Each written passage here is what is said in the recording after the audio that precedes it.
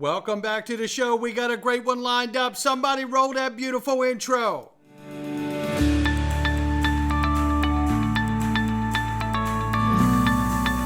Digital Perspectives with Brad Kimes. Come on in.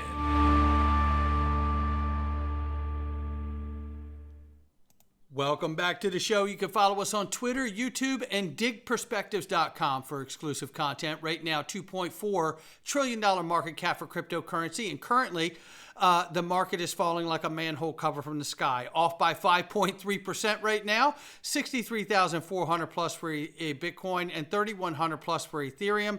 Tether market cap 114 billion plus. USDC market cap is 33 billion plus. And it switched spots with XRP. XRP was at number 6 this morning, now at number 7. USDC's come up. XRP's at 60 cents at 4.5 off on the 24-hour and up by just as much on the 7-day damn near. So look at the range of price between 60 and 63 cents. It's off by 3.2% right now, so we'll keep an eye on it, but that's where we are. But let me tell you something. You guys know that I have had a side effect from getting the shot that everybody was told they needed to get. And if you don't know, that happened to me. Well, I can tell you right now, the wellness company here has some amazing products. And if you click the link, you can get a 10% off coupon discount code for the link, and it's written right underneath of this video and all my videos. And I encourage all of you to take a look at the emergency series and what's in it, and you can see how important it is, what is in it. And I could tell you, I've just ordered mine today, and I'm super excited to get it. And they have other products as well if you look to detox yourself from that particular shot you may have gotten that you're not happy about, like I'm not. They even have detox kits that you can take as well. So I'm super excited to get started with all of this, and I definitely think an emergency medical pack is something that every family member should have for themselves and their family. So make sure you click the link below and take advantage of that discount code and get that for yourself today. It really is the kind of thing that everybody needs to have that, right? At least the medical emergency kit and the detox kit is something that I think is a huge, huge plus, which you can find in here as well. So all you got to do is just get in there and get looking around. And the coupon code works for all the products, so make sure you check it out. Shout out to Ray Fuentes. Now, Ray Fuentes, let me tell you something. This is a brother from another mother right here. I don't know why, but Ray Fuentes has 6,717 followers, and it should be 600,000 followers. Please give Ray a follow. Ray is going to be and has already become a standout in this community. And I want you to make sure you show him your support and give him a follow on his Twitter and his YouTube when you get there. Make sure you do that. Reminding everybody that Spot Ethereum ETF had trade volume over $1 billion for the second day in a row, and we see it growing quickly. And Bitcoin miner Marathon Digital purchases $100 million worth of Bitcoin. I love this gif here from Kraken, the begrudging face on the little boy who's cute as all get out. Congratulations, my friend. Nice. I'm happy for you. I mean, you can just see that. Oh, it's so cute. I love it. But you know what? Well, if you were looking for a signal to how Marathon Digital may be feeling about Bitcoin, I'm going to go ahead on a limb and say they're bullish, right? And maybe this is some of the reason. There's a report posted on the Social Science Research Network that found that 186 banks in the United States are at risk of failure or collapse due to rising interest rates and high proportion of uninsured deposits. Everything's fine. Everyone back to work. Nothing to see here. Head down. Don't worry about it. The adults are talking. We don't want you to know what's going on. 186 banks are in danger of failing. Listen, I'm going to give you that it's actually worse than that because since the last crisis, we had a list back in 2012, there were 651 problem banks.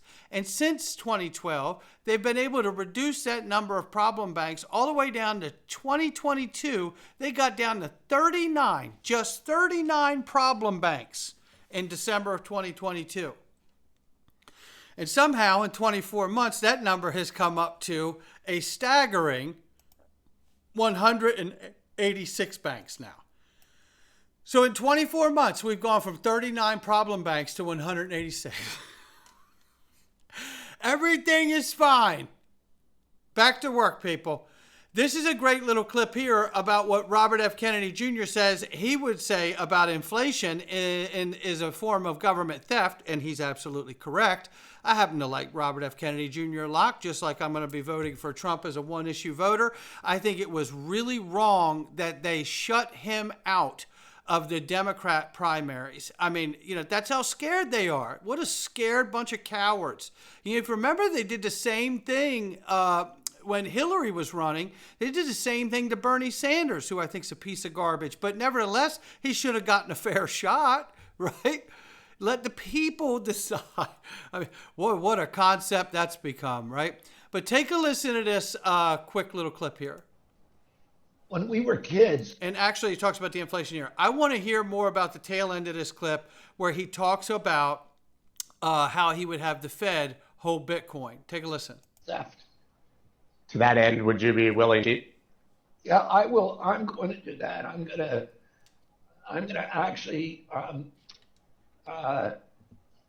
do a kind of a basket of hard currencies, and maybe platinum and gold and other hard currencies, and begin issuing at least a class of treasury bills that are anchored to hard currency, let's say the first year by 1%, and then maybe the next year by 2%, and to watch how that goes, because that will inject the discipline into the product and ultimately get up to 100%.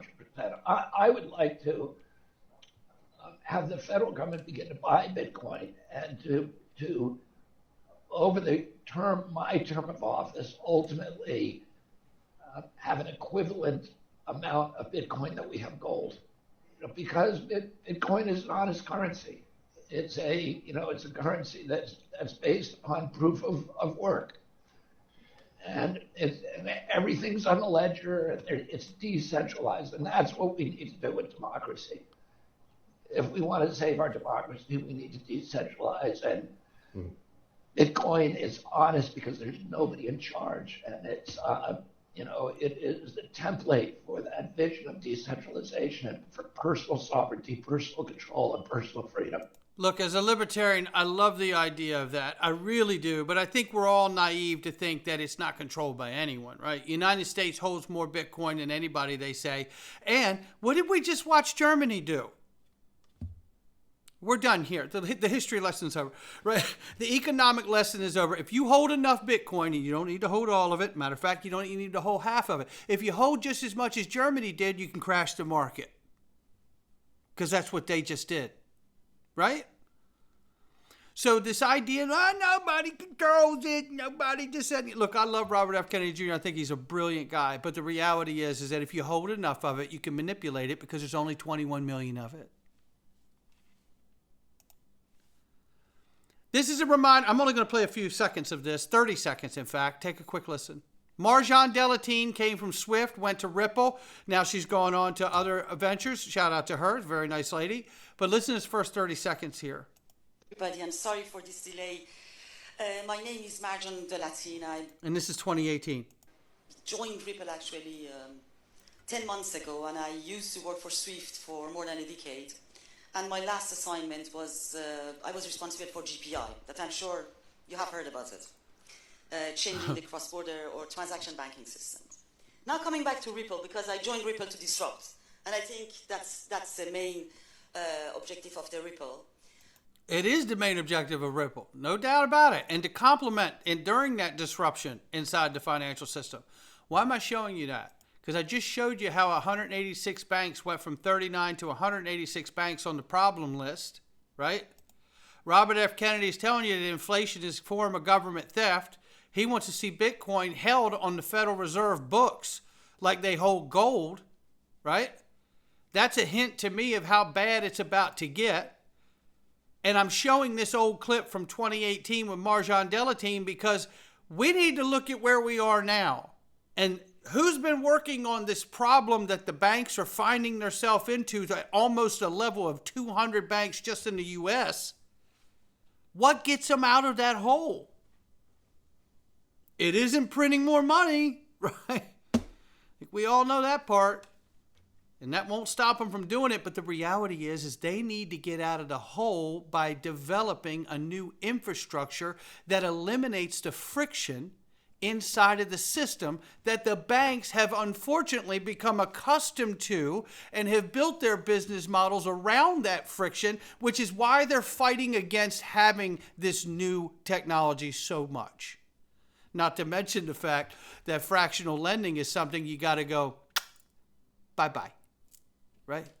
Moving from a debt-based system to a multipolar asset-backed system means stop going to the Fed window for money. And stop bringing $1 million to borrow $10 million, right? That's what fractional lending is. It all has to stop. And when I look at that old clip from 2018, I ask myself, that was a long time ago, right? I've been in here since 2017. Why are you showing me something from 2018, Bradley? Well, I'm going to tell you why. One, she came from Swift. She was responsible for GPI, and she still left and went to Ripple for a time. Why? Because she knew it was better. She knew what they were doing was better. And cynical as I am, one could speculate and say that Marjan Delatine and people like Marcus Treacher were more like transition teams, bringing those people over, very, very selective people over to make sure that things are done right. Like the former Treasury officials that come through Ripple's camp, or Rosie Rios, who's on the board, the 43rd Treasury of the United States of America, or Michael S. Barr, who's now the VP of the Federal Reserve Board of Governors, who's currently working closely with the Treasury and Congress on stable coins, which is exactly what Ripple's about to launch. And in just 4 days from now, the CME Group is going to list XRP dollar reference rates. The CME Group and the indices and reference rates are provided for institutions because they need these things. It's the same reason that they don't have my drum set for sale on the CME Group. They don't need it, so it won't be there, right? Hello, Craigslist. When you see these things, I don't know about you, but I'm showing this to show that what we saw from Marjan Delatine in 2018 is still fundamentally on point to serve as a complement to the problems we're still experiencing that are becoming even more exacerbated by the money printing and the fractional lending of our monetary system. And look what Hashdex has added. Ripple XRP, baby. There it is right there. Now, here it is, S1 for Hashdex Crypto Index Fund ETF. It will start with ETH and BTC and then adding more assets in the future. Currently has XLM, and you can see they have plans to add XRP if it's listed right there. That's what's going on. And then you start thinking about that effect, right? Think about the effect that's created there, the demand to buy up the physical asset to back the ETF, especially as more become available. There's rumored, we're going to see it with BlackRock. We know SBI, all of these different entities, Fidelity will get it. All of these entities are going to do this just like they've done it with Bitcoin, and we just saw 2 days ago with Ethereum, right? And when that happens, they're going to have to buy it all up and have a qualified custodian to back that fund 1-to-1 or with a surplus. That's how this is going to work. Meanwhile, payments are going to need to be made. And as payments are being made, that's going to create a demand for the market makers to have as much XRP as they can every day because they're making payments every day. And if the demand for the ETFs continue to grow once they're all launched and in play, then the market maker is going to dawn on them that I better buy as much of this today because it's going to keep going up over time. And that's how you get this demand. You create this step in price where you get these massive price hikes that could take place in the future. I could absolutely see the price of XRP stair-stepping in large jumps because of these things that are taking place.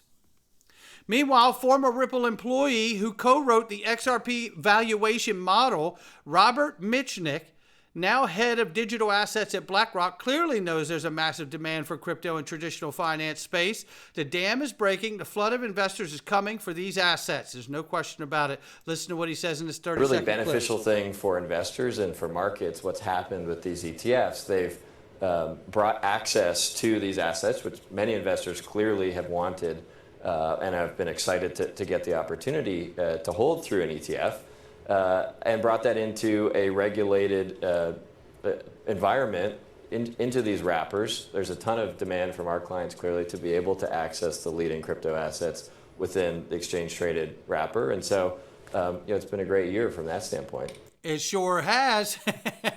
And I don't mind saying that not only are they, showcasing the fact that people are getting exposure to this through a regulated framework product like an ETF. Well, I think the big thing here is the unspoken is that we're providing liquidity to these new digital assets without having to rely on the liquidity of USD Tether, because that story has not been written yet.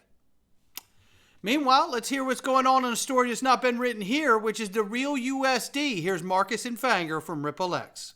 It will be, the idea is it's going to be launched later this year. It's going to be available on several exchanges. We hold several licenses that sort of like back, this institutional grade, really trusted, compliance first aspects to it. Recently acquired standard custody, and with that, a New York trust license. We have like 40, money transmitter license in the US. We have an MAS payment license, etc. And then so this Ripple stablecoin can be expected to be listed on several exchanges. Minting directly with Ripple will be available for like institutional grade enterprise customers.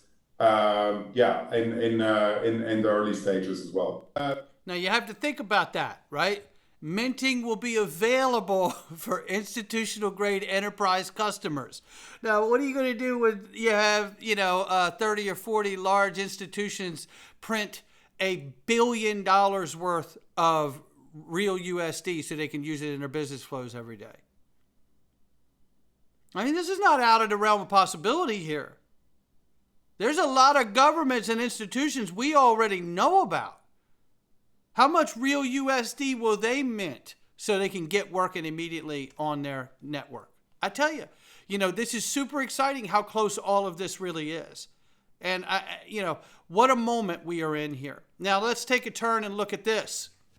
Amelie says the reasons why she believes that the SEC meeting today could be important for settlement between Ripple and the SEC, talking about the Sunshine Act meetings or Sunshine meetings, which are very regular with the SEC, but a lot of people believe that when they have these meetings, because they are structured to deal with cases that are ongoing, should they settle, should they move on, that kind of vibe. She says here, the judge gave the parties until July 26 to file a notice indicating whether they seek the exclusion of testimony of 4 experts. July has always been a bullish month for cryptocurrencies in general. In the past, last year, the court ruled on July 13th, as we remember, that XRP is not a security. Brad Garlinghouse himself said that he expects Ripple versus SEC case to be resolved very soon as well. And she believes that years of waiting will end any day now. And I certainly believe that ruling can drop at any moment. This is the window for Judge Annalisa Torres between now and early August if she stays to her normal timeline of rulings, which is around 60 days. So we'll see.